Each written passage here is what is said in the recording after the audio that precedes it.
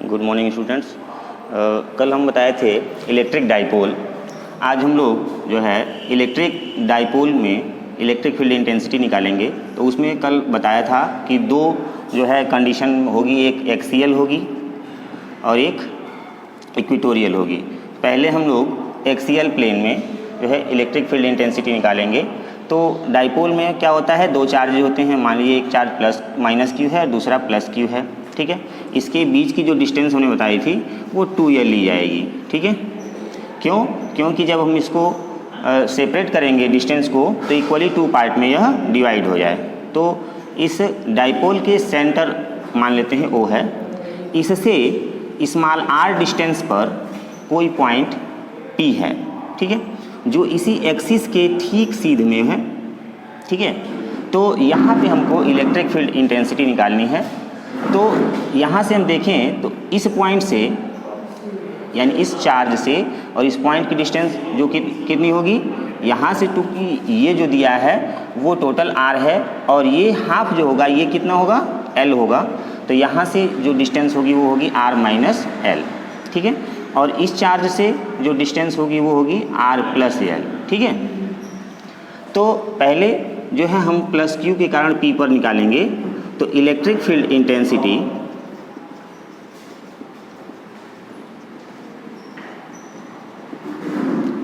Eight point P due two plus Q charge, ठीक है। Plus Q charge के कारण से मान लेते हैं हम पहला E1 है। तो E1 इक्वल टू K और Q/r² फार्मूला जो था तो उसके अकॉर्डिंग 1/4πε0 और Q/ डिस्टेंस कितनी है, r माइनस L का होल स्क्वायर, ठीक है। फिर उसके बाद से उसी पॉइंट P पे माइनस Q के कारण यानी electric field intensity at point P due to minus Q charge, ठीक है। तो सेम चीज़ होगी E2 equal to 1/4πε0 Q/r plus L हो जाएगा ये, क्योंकि ये जो डिस्टेंस है इतनी इस सेंटर से इसमें ऐड हो जाएगी, ये जो L डिस्टेंस है इतनी ऐड हो जाएगी। तो ये हो जाएगा E इक्वल टू 1/4πε0 और Q और अपान में r प्लस L का होल स्क्वायर। अब जो है ये माइनस Q के कारण से है, ये प्लस Q के कारण से है, ठीक है। तो रिजल्टेंट जो है जब E निकाला जाएगा तो क्या करेंगे, जब हम इसके पहले बताए थे कि वेक्टर सम लिया जाता है, ठीक है।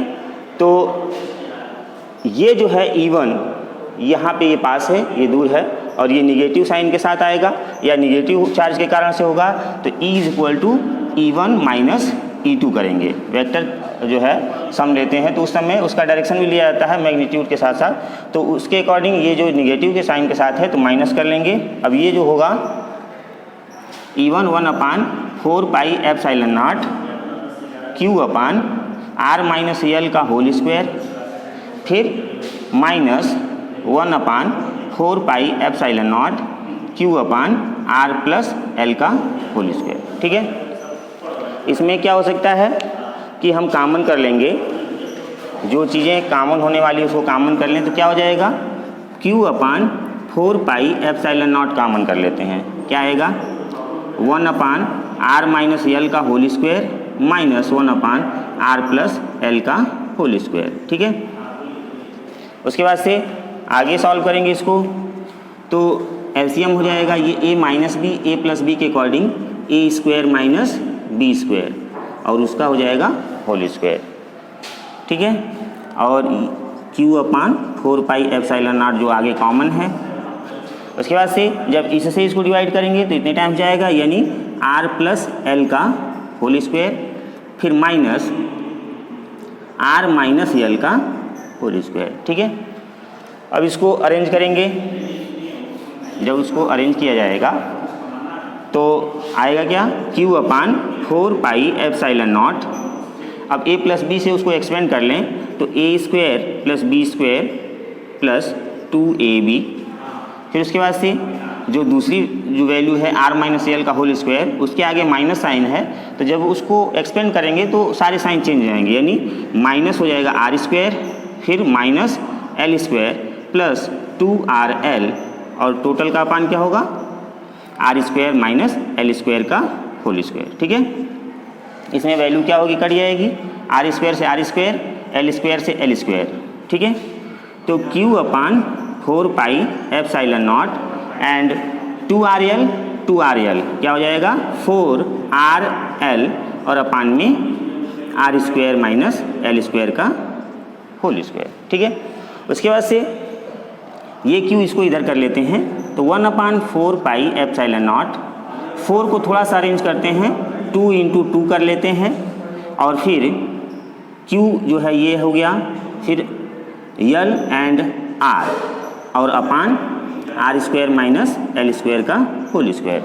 देखिए कल बताया था dipole moment, dipole moment P equal to क्या था, 2ql, यानी यहाँ पे 2ql को हम क्या लिख सकते हैं, P। ओके, तो ये हो जाएगा 1/4 पाई एप्सिलॉन नॉट।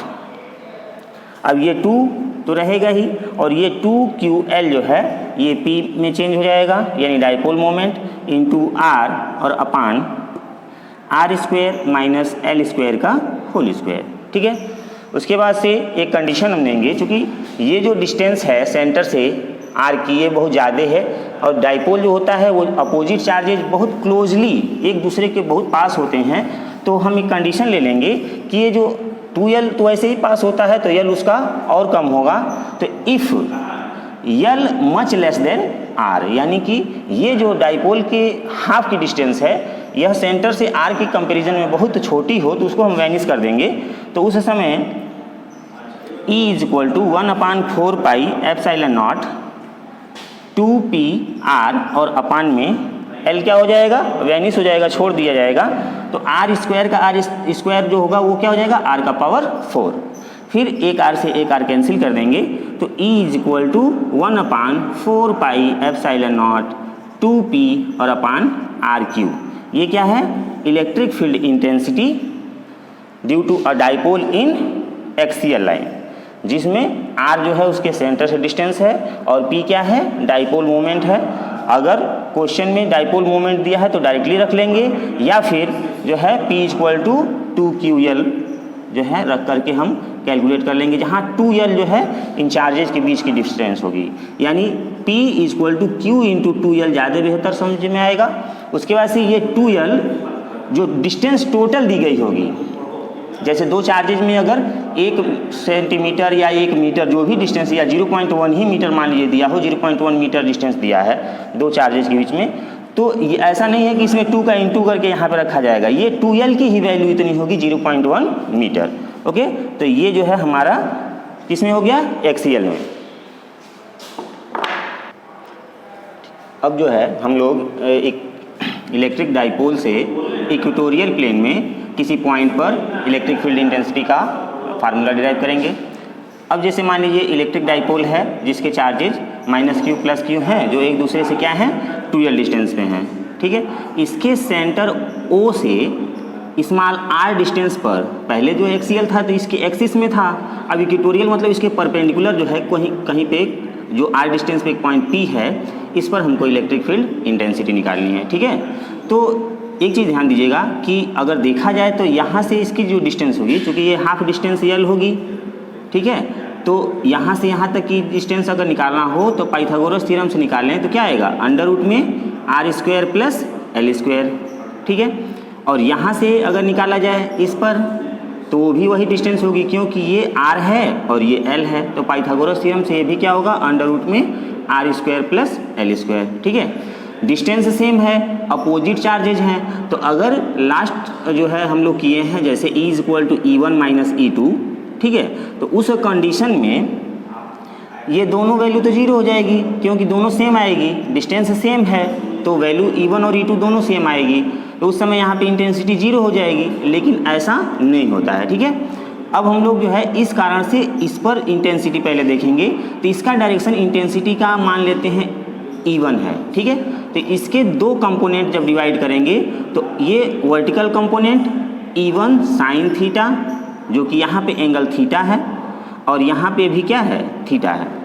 तो E1 साइन थीटा और इसका इधर का जो कंपोनेंट होगा यानी हॉरिजॉन्टल कंपोनेंट वो होगा E1 कॉस थीटा। ठीक है, फिर उसके बाद से जब इसके कारण से इस पर देखेंगे तो उस समय क्या होगा, इसका डायरेक्शन नीचे होगा, क्योंकि ये माइनस होगा, ये ऑब्जर्वेटिव चार्ज प्लस है, तो इसका डायरेक्शन इधर होगा। तो उस कंडीशन में इसका जो वर्टिकल कंपोनेंट होगा वो डाउनवर्ड डायरेक्शन में होगा। तो ये हो जाएगा E2 साइन थीटा और इसका जो हॉरिजॉन्टल कंपोनेंट होगा वो E2 कॉस थीटा। ठीक है, तो आप देख रहे हो कि E1 साइन थीटा और E2 साइन थीटा दोनों का डायरेक्शन एक दूसरे के अपोजिट है। E1 साइन थीटा ऊपर है और E2 साइन थीटा नीचे है, तो यह एक दूसरे को वैनिश कर देगा। तो उस कंडीशन में जो रिजल्टेंट होगा वो क्या होगा, E is equal to E1 cos theta फिर प्लस E2 कॉस थीटा। ठीक है, जो रिजल्टेंट इंटेंसिटी होगी यहाँ पे जो सेंटर से r डिस्टेंस पर है इक्वेटोरियल प्लेन में, तो वहाँ पे E is equal to E1 cos theta plus E2 cos theta होगा। ठीक है, तो वैल्यू अगर रखी जाए 1/4 pi, E is equal to क्या होता है, E is equal to 1/4 pi epsilon not और Q/r² होता है। तो उसके अकॉर्डिंग यहाँ पे E1 की जगह पे 1/4 पाई एप्सिलॉन नॉट, चार्जेस क्या है तो एक दोनों Q ही है, तो Q और अपान में डिस्टेंस जो है अंडर रूट में r² प्लस l²। तो जब उसका स्क्वायर करेंगे तो रूट हट जाएगा यानी r² प्लस l²। ठीक है, फिर प्लस कॉस थीटा भी होगा इसमें।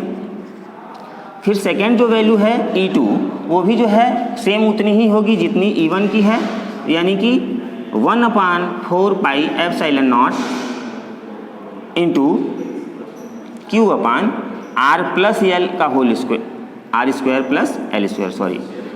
Plus l² cos theta. ठीक है, इतनी चीज़ें क्लियर है। यहाँ पे डिस्टेंस दोनों की सेम ही होगी और r² प्लस l² ही होगी। चूँकि जो क्वांटिटी है वो सेम है तो इसको हम ऐड करें तो क्या लिख सकते हैं, 1/4 पाई एप्सिलॉन नॉट और 2Q और अपान r² plus l² into cos theta. ठीक है, अब कॉस थीटा को इस फिगर से देखें तो कॉस क्या होता है, बेस अपन हाइपोटेनस, यानी cos theta equal to base.